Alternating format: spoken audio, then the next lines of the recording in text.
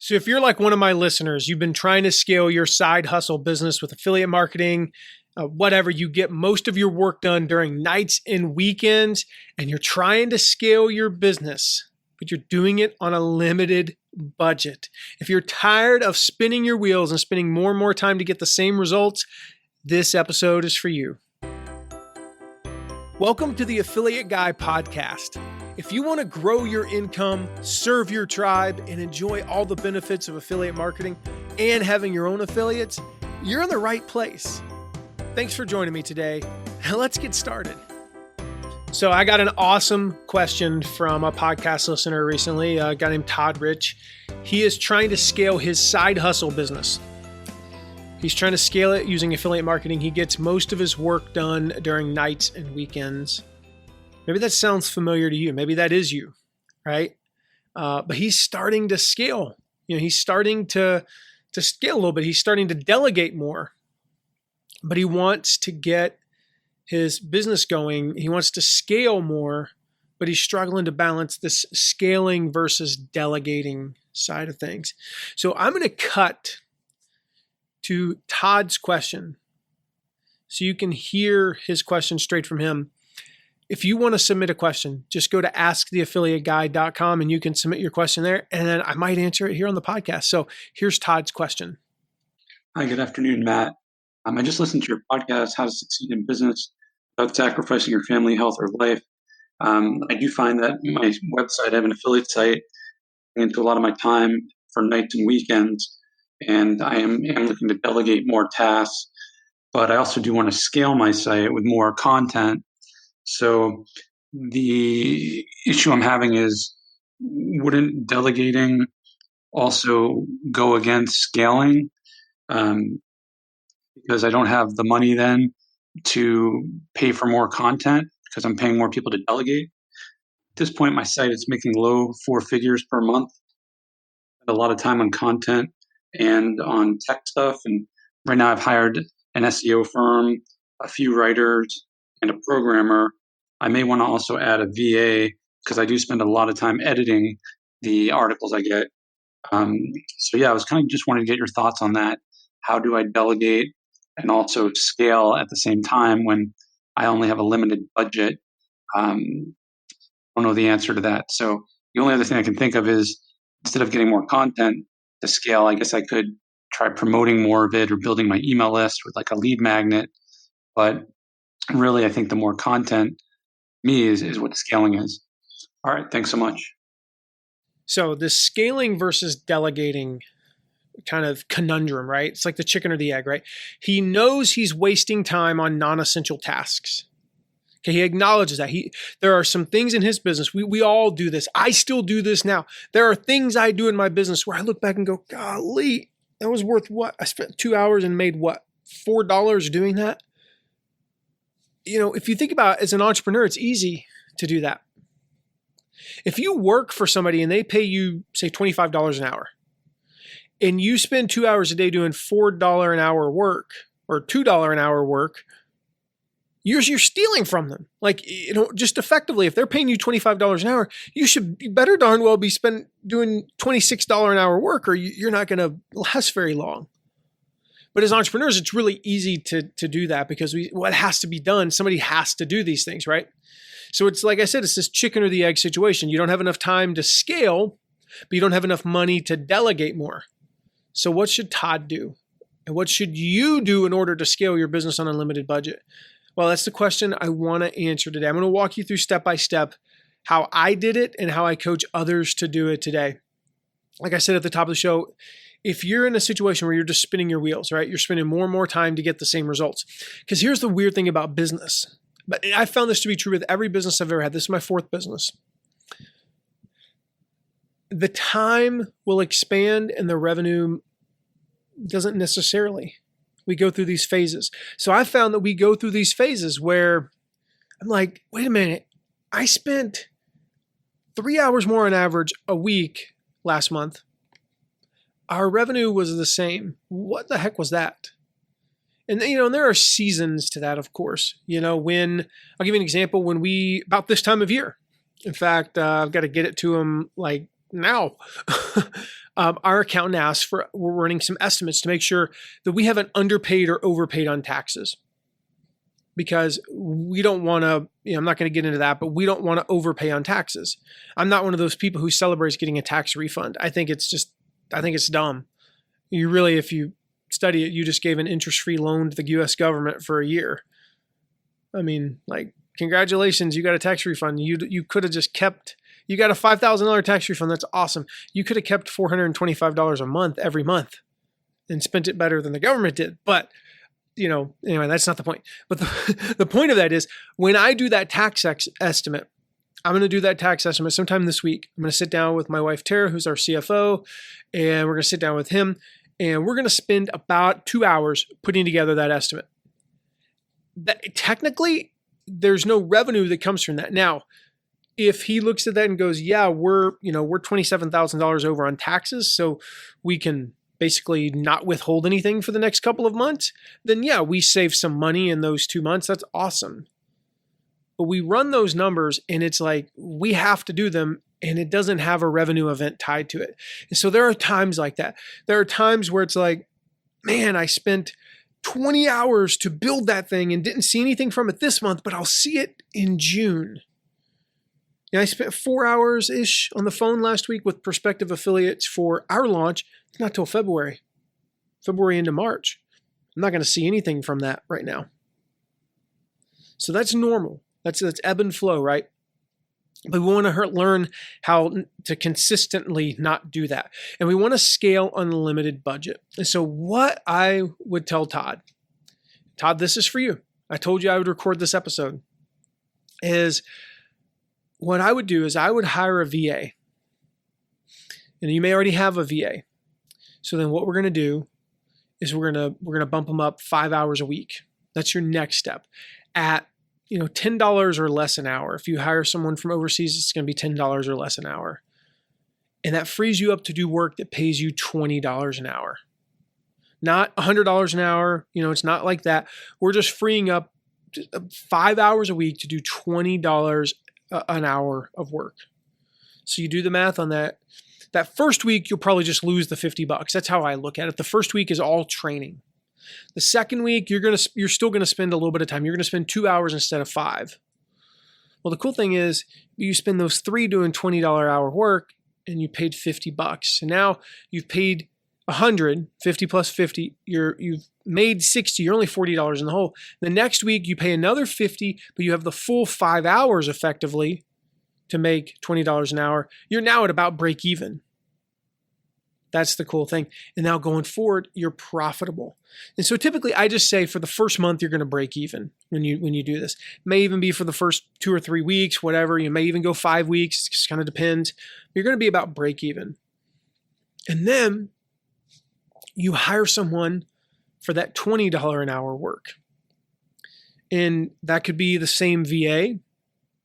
And it just requires more training and more trust and a lot more hand-holding early on. We just did this with something on our team.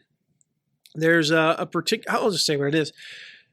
I've always enjoyed doing our social media posts. I love it. It's actually fun for me. Creating the videos from these podcasts and turning it into social media content. It's really easy for me to do. It only takes me maybe 5 minutes. 5 minutes on the high end. But I was like, 2 episodes a week, 5 minutes, that's 10 minutes a week. Is that the best use of my time? No, I can't hire anybody full time for those 10 minutes a week. There's really not a whole lot else in our company that I can add on to that would fit a skill set that would allow me to be able to hire somebody for, say, 2 hours a week, like a contractor. So I'm like, well, why don't I just take my assistant, Kevin? And I recorded a 45-minute video of me doing like 6 examples to walk him through everything. He then asked for feedback on the first 5, and I gave him feedback, and he asked for feedback on the next 5, and I gave him feedback, and then on the next 10, he just showed me, and I signed off. He's good to go now. Total, I invested about 90 minutes, so about 9 weeks worth of effort.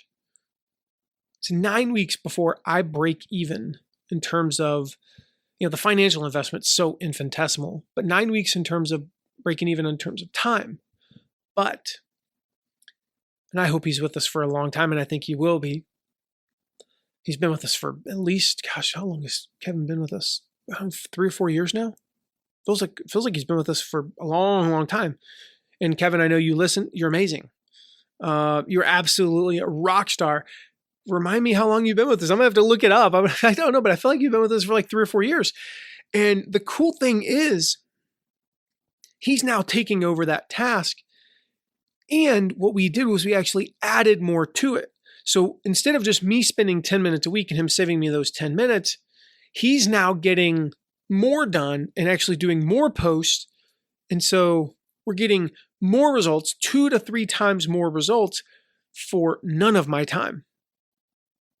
But even if I just look at it, the same results, after 9 weeks, I get to save the next 43 plus the next 52 plus the next 52 for the next 150 plus weeks.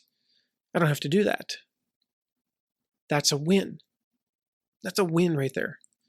And then what we do is we find that next thing that's worth this much money. So you go from $20 per hour and you go to, okay, now we hire somebody who's doing the $30 an hour work. And maybe I'm paying them instead of, $10 an hour to start, the person to start off with, or $7 an hour, whatever it is.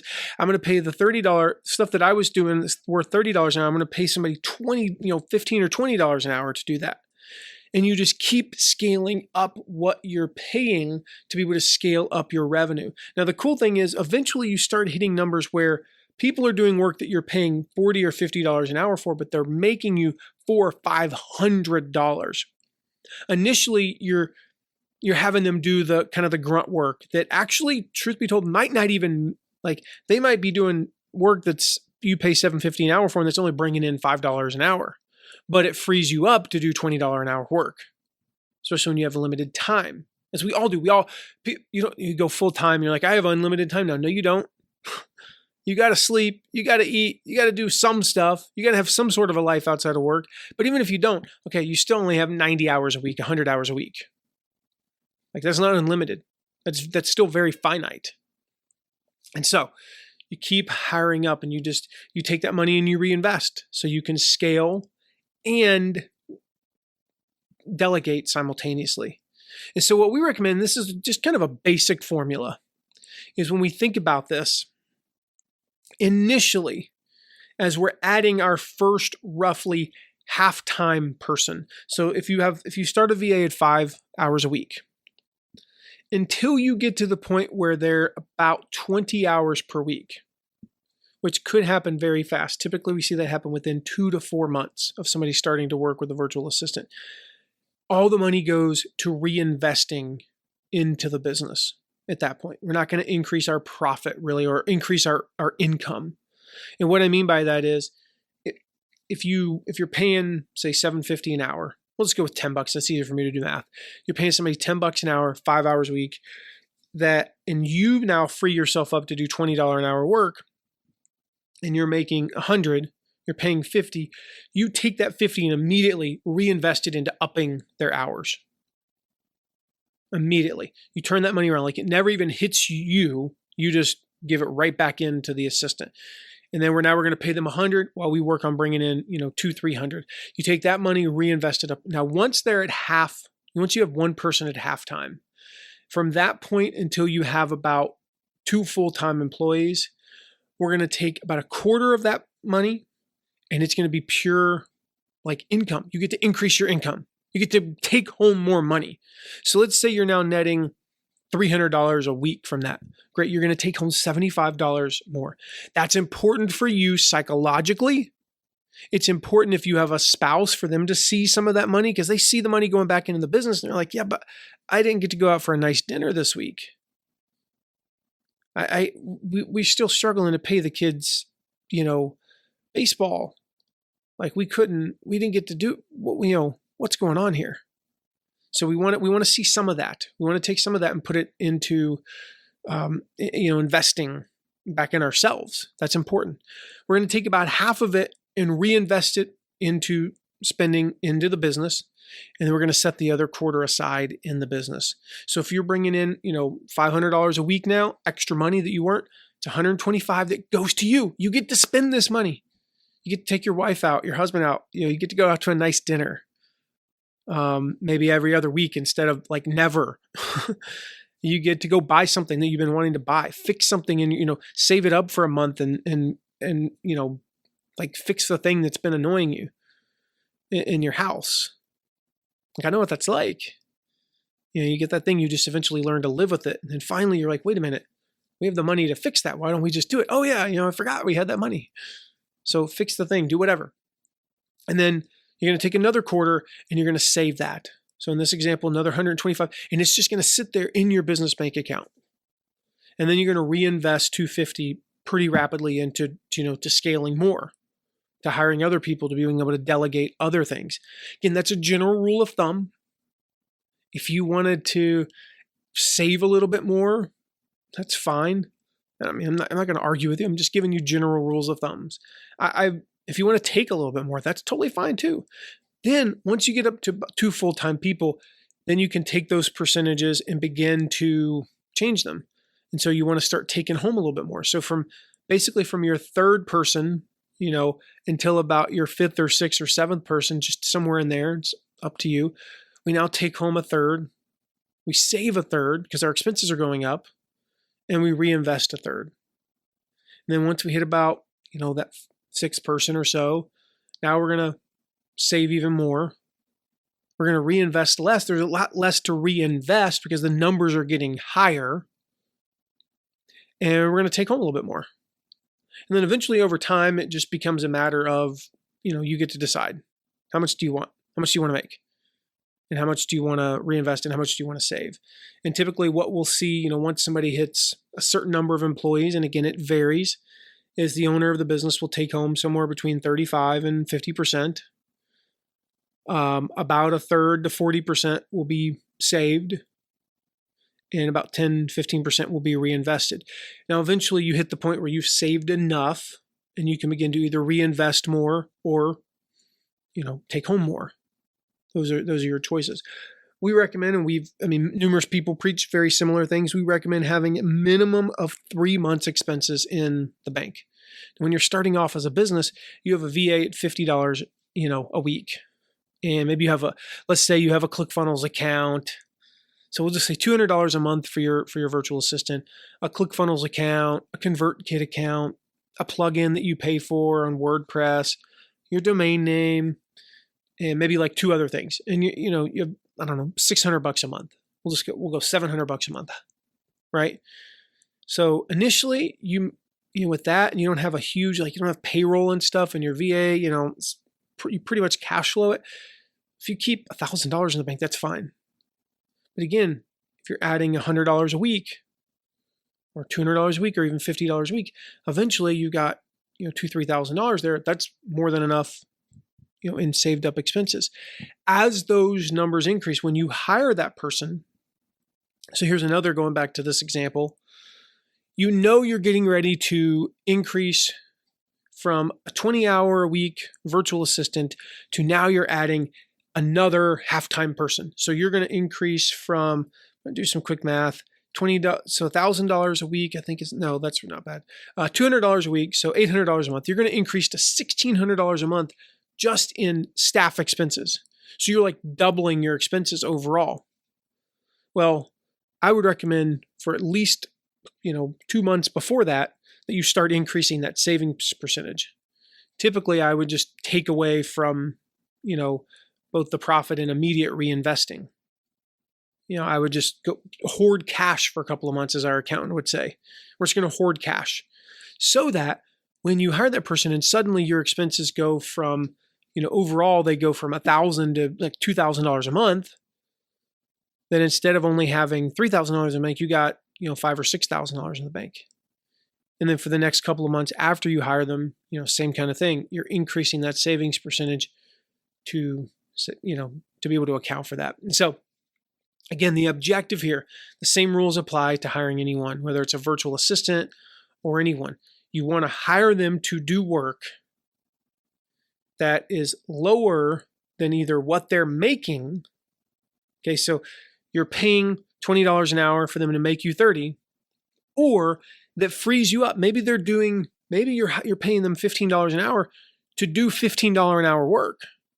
That's fine if it frees you up to do $40 an hour work. You could pay somebody $100,000 a year to make you $100,000 if it frees you up to make $1 million. So if it frees you up, that's fine. They either need to free you up to do work that pays more than you are paying them, or you need to hire for a few new projects that make you more than you pay on, if that makes sense. You want to pay them less than they're bringing in for you, or pay them less than what you're able to bring in on your own by freeing you up. So if you're looking for some good virtual assistant services, I highly recommend my two favorites. The first is called Get Friday. It's a service I've used since 2005, I believe. And they're absolutely amazing. You can find them at mattmcwilliams.com/Get Friday. They're all based over in India, but they speak better English than I do. I mean, absolutely. Like, their English is better than mine, no doubt about it. And so they work our hours too. So my VA works basically the same schedule that I do. I think he starts like a half hour later and ends about a half hour later, but otherwise we're pretty much overlapping. And they're absolutely amazing. The other one, if you're looking for someone who is more focused, who knows the marketing stuff better, especially product launches, Virtual Staff on Demand. I cannot recommend enough. But my friend Timby Becca, these are like highly trained launch and funnel experts. Okay, so if they're specifically trained for online businesses and people who are doing, product launches, or you've got some sort of an evergreen offer, you've got a course, things like that. They're absolutely amazing. So if you just go to mattmcwilliams.com/VSD for Virtual Staff, I guess I technically should have put an O in there, but go to mattmcwilliams.com/VSD, Virtual Staff on Demand. Check out Timby's, service. I mean, it's really cool. The other cool thing about them is all of her virtual assistants. Again, they're highly trained in product launch and internet marketing world. Okay, and I've actually, I'll say this: I've not used their service, but I worked with one of them, and she was absolutely amazing. Absolutely. She was a student. He was a student of ours in our Find Affiliates Now course.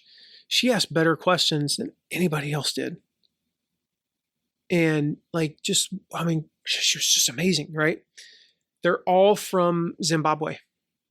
It's a country that, it's a third world country, and there's no other way to put it. The unemployment rate is north of 90% there. And, we're talking it's a country that's very abusive towards women. And yet they're able to do the work that they're doing because of Timby. So I'm not suggesting, I don't run my business as a charity. I don't. I donate very generously to charities personally, but my business is not a charity. We run a business. Our goal is to be profitable so that we can support organizations. But all things being equal, if you need somebody who's trained in product launch world and internet marketing world, give Virtual Staff on Demand a try, because you'll be helping some amazing people who need the help. Very affordable, awesome business. Timby is, she comes from, Jeff Walker's world. That's how we got to know each other. So she's absolutely amazing. She was actually the spokesperson for his mastermind for, a couple of years ago. So she knows that world, and she trains her people that way. So if you need somebody more general, somebody to take over your calendar, take over some of that stuff, Get Friday is who we recommend. Again, mattmcwilliams.com/Get Friday. If you need help with your launches, check out Virtual Staff on Demand, mattmcwilliams.com/VSD. Take what you've learned in this episode and apply it to working with them. Start off with 5 hours a week to free yourself up. Add another 5 in a month or two. Add another 5. Just keep scaling up from there. Just keep reinvesting Keep enjoying some of your profits. Keep saving. That's the secret. So that is how you scale your business on a limited budget. Todd, I hope that answers your question. And for those of you wondering out there, I hope that answers yours. I'll see you in the next episode. Thank you so much for listening today. Remember to check out all of our deep dives into affiliate marketing at theaffiliateguide.tv. And if you have a question, ask it at asktheaffiliateguide.com. Who knows? Maybe you even be featured on an upcoming episode. And lastly, if you haven't yet, make sure to leave a rating and review wherever you're listening to this episode. See you soon.